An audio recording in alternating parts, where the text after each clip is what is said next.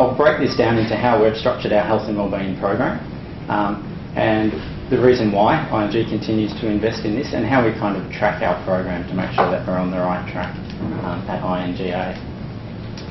I guess we've got 4 pillars of our health and wellbeing program. We've got the exercise and physical side of things, we've got the nutrition side, we've got the psychological side, and we've also got the corporate/community pillar. If we're going to be health partners for our customers, we've got to be health partners with our people.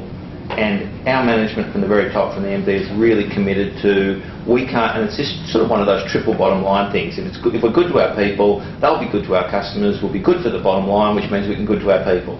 We were lucky enough in 2008 to be awarded the Hewitt Best Employer in Australia and New Zealand, so one of the top 9 companies in the country to work for, which was amazing. And for us, being a small little credit union out in Homebush that no one ever knew about, we were quite surprised of all the attention that we were getting in the media as a result of this. I think Hewitts themselves didn't believe us as well, so they came out and audited us and did focus groups on who are these people, but we really were this little gem out west. So that's been one of our great achievements.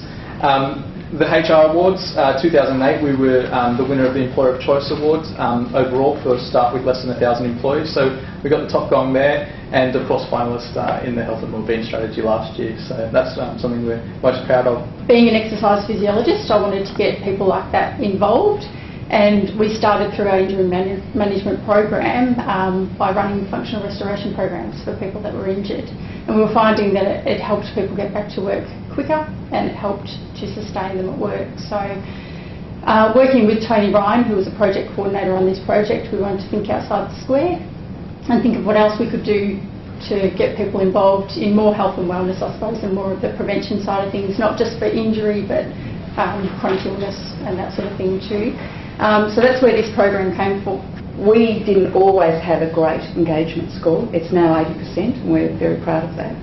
But it wasn't like that. Back in 2003, it was abysmal. We had high turnover, we had low morale, the place wasn't doing very well.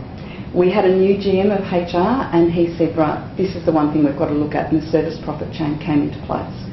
And the way that one of the components of the strategy that we did to address that was people commitment, and that's one of the areas that I look after. Our people commitment has 7 themes: work-life balance, community, learning and career, great reputation, leadership, reward and recognition, and innovation. Some of those sit in HR, some obviously don't. The Health and Wellbeing program is delivered through the Work-Life Balance initiative, and we access a whole range of resources for our people. So I'll talk a little bit about the AFP and our workplace and our workforce, because it's quite complex, and then I'll talk about some of the things that we're doing. I'll talk about the things that I'm particularly responsible for, but there are 3 areas within the Australian Federal Police that really look after all these areas. There's wellbeing services, which is what I run. There's medical services, and there's also our OH&S and rehab area. And we 3 work together quite closely in terms of managing our people. We have 6,200 and change staff in the AFP. We are in every state and territory in the country. We have at any one time somewhere between sort of 600 and 700 people deployed offshore. And also deployed to difficult areas within the country.